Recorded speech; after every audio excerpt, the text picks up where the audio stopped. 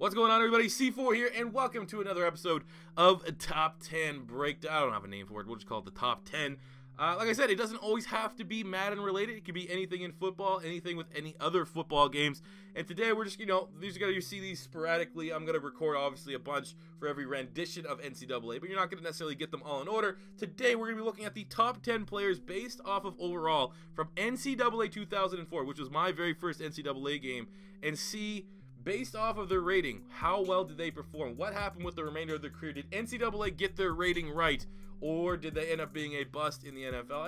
I think it's something very unique for me, especially because when I was a little youngster, before I had all this, access to college football games, a lot of times I would see a beast in NCAA, be like, man, this guy looks sick. I want the Eagles to get him. And then I eventually, in the early days of YouTube, which was, a couple years after this, I'd be trying to Google and see what kind of big hits, or I'd try to my best to just try to go to my buddy's house who had a sick satellite dish and try to watch some of these games. So I know maybe some nostalgia factor for you guys, me especially. That's why I wanted to do this. So let's jump into it. So first, before we jump into the top 10, couple honorable mentions. We have Matt Schaub, who was most notably known for a very couple productive years as the Houston Texans starting quarterback. He had a 92 overall from the University of Virginia.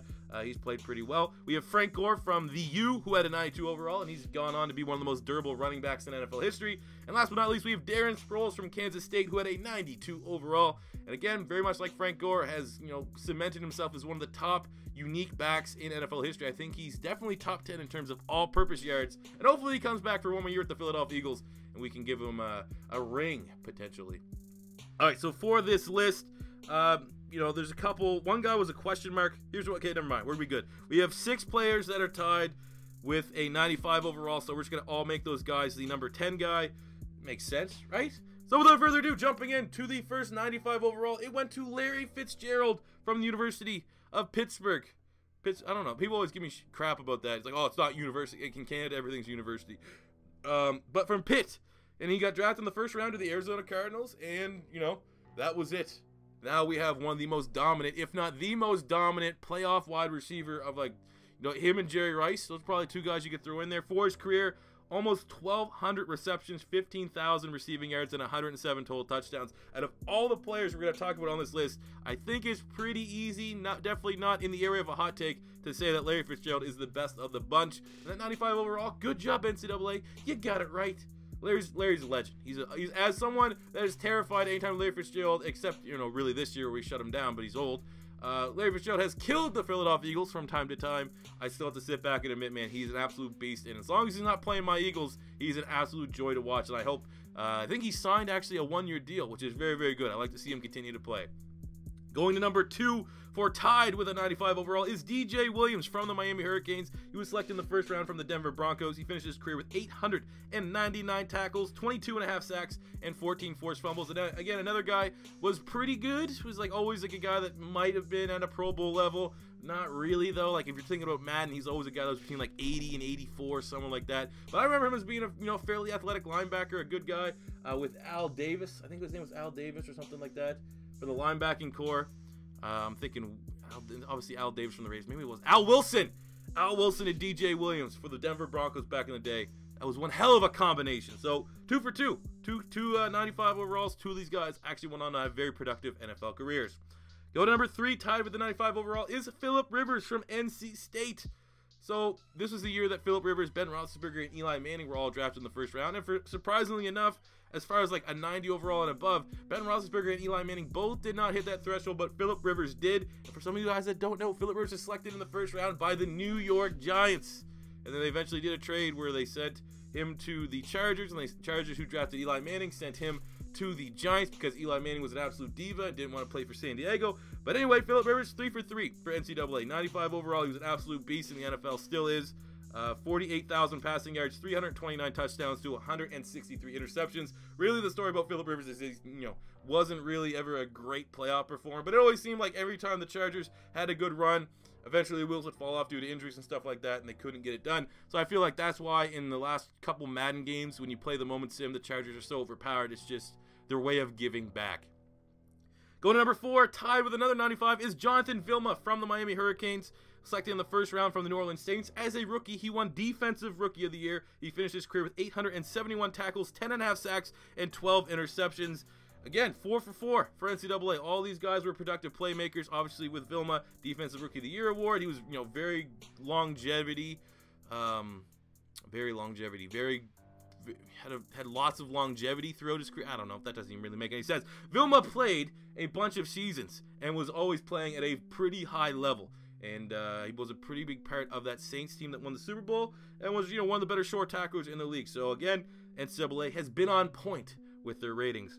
Going to number 5, tied with the 95 overall, is Dave Pollock from the University of Georgia. He was selected in the first round by the Cincinnati Bengals, and he only played in 16 games. He broke his vertebrae. One of those dudes that, you can't really say he was a bust because he never really got his wheels rolling, never really got any momentum to his career. It was kind of halted, but I do know that when he was at the University of Georgia, he had some insane seasons. This was one of those dudes that constantly was getting double digits in sacks, and who would have known? Who would know what would happen if he actually didn't suffer that injury and was able to play out his career because he was very, very talented. Now I'm pretty sure he's a panelist on Game Day, College Game Day, or something like that, one of those college football morning shows. He's actually not that bad. I usually tend to agree with him when he gives his hot takes.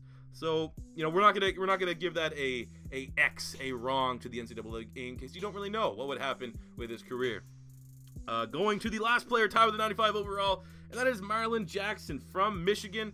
95 overall, was selected in the first round to the Indianapolis Colts. He finished his career with 284 tackles and 4 interceptions. Was always just a role player, a depth guy. So this is the first one that you could really consider that NCAA got wrong.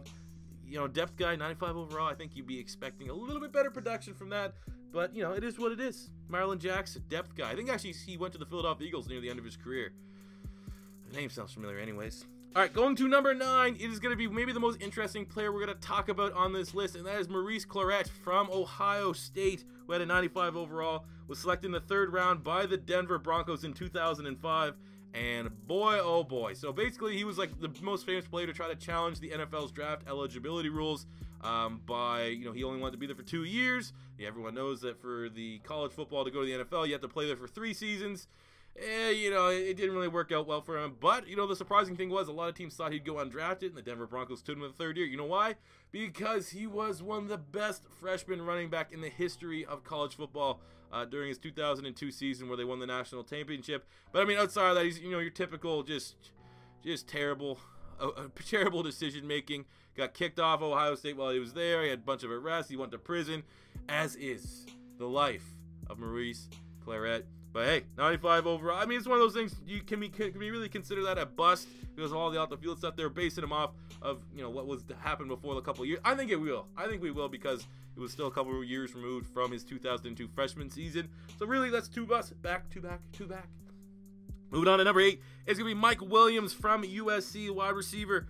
96 overall, was selected in the 1st round of the 2005 draft by the Detroit Lions. Finished his career with 127 catches for 1,500 yards and 5 touchdowns. Again, kind of like Marlon Jackson.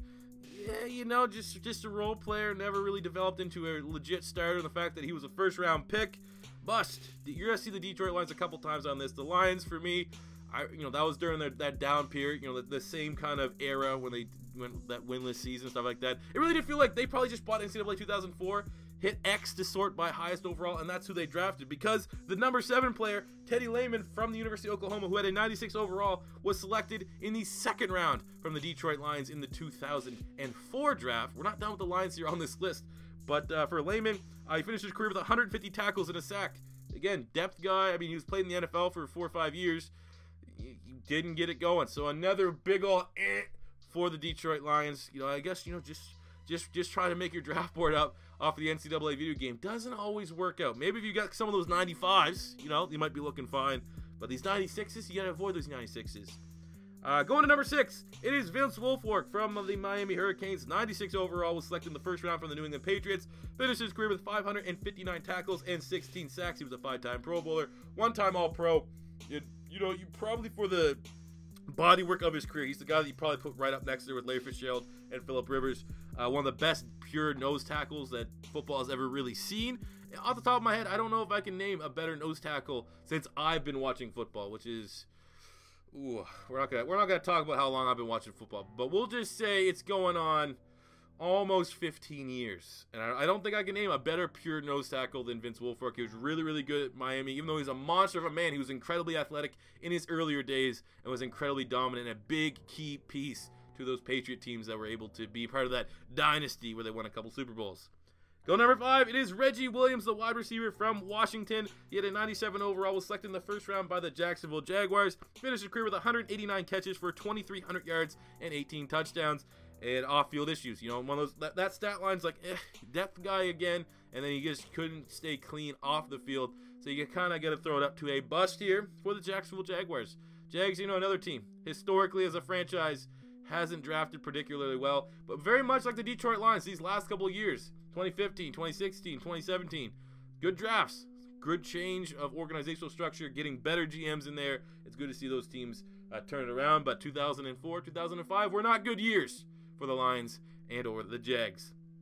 Go to number 4 is going to be Kellen Winslow, the tight end from the Miami Hurricanes. 97 overall, was selected in the first round from the Cleveland Browns. Finished his career with 469 receptions for 5,200 yards and 25 touchdowns. Like, you know, with Kellen Winslow, the only thing you got to remember is, I'm a soldier. I'm a soldier. I'm a bleeping soldier. The son of one of the better tight ends in NFL history, Kellen Winslow. I don't think you can say Winslow was a bust. He had a couple inconsistent years, but there was other years that he was regarded as like a fringe top 5 tight end in the NFL, so you can't really hold that against the Browns. I mean, when he was on the Browns, he was debatably like the best weapon, their go-to guy, their go-to receiver from the tight end spot. So I don't think we can really negate this one or throw it up to be a bust. Good pick, Cleveland. Going to number 3, it is another, man, you just did not want to play the Hurricanes in NCAA 2004. We have Sean Taylor from the Miami Hurricanes, 97 overall, was selected in the first round by the Washington Redskins. Finished his career with 299 tackles, 12 interceptions, and 8 forced fumbles. Was a one-time All-Pro. We all know his career was cut short after like a home invasion. Have you ever seen that? I think it was a 30 for 30 on him. Or no, it was Football Life. Football Life or 30 for 30, one of those two. I think it was Football Life. You know, it's just incredibly brutal situation because he was one of the most freakish safeties I've ever seen. Definitely, you know, was very feared as a Philadelphia Eagle fan. Every time he played the Redskins, I was like, oh boy, what's Sean Taylor gonna do? Don't throw it over the middle. Or, you know, I was always just terrified that he was going to murder Brian Westbrook. So luckily, that situation never occurred. But he was an absolute beast, man, as an Eagle fan. Where we like to rip on players from other teams, I always respected Sean Taylor and his play style and how just, you know, some questionable decisions off the field, clearly. But as far as on-field product, he was just incredibly exciting to watch. So obviously, that was a great pick. Good call, NCAA 2004.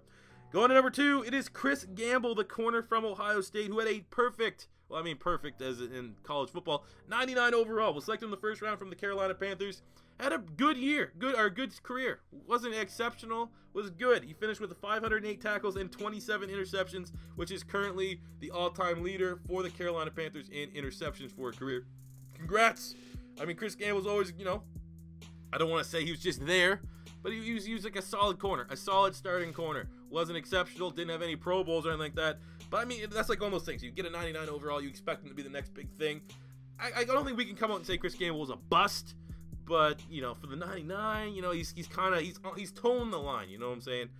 And last but not least, at the number 1 spot, tied with Chris Gamble with the perfect 99, was Roy Williams, the wide receiver from the University of Texas, 99 overall, first round selection from the Detroit Lions. Again, kind of like Chris Gamble, finished his career with 393 catches for 5,700 yards and 44 touchdowns. Was a one-time Pro Bowl. I remember there was a point in time when the Lions had him and Calvin Johnson as their wide receivers, and that was, you know, pretty overpowered, at least in the realm of Madden. But I mean, Roy Williams, another one of those guys. You know, that's a good year, very similar to Chris Gamble, but also, you know, for the top player, the highest overall in an NCAA games, you know, you kind of expect a little bit more, but overall, I don't think you can consume and consider Chris Gamble or Roy Williams either a bust. So there you go, guys. Those are the top 10 players and what kind of happened from them from the NCAA 2004 game. I hope you dig this type of video for top 10. Obviously, we'll get a little bit of feedback here, but if you want me to continue to do the renditions and go from NCAA 2005 all the way up to NCAA 2014 to see kind of where the top 10 players landed, let me know in the comment section below.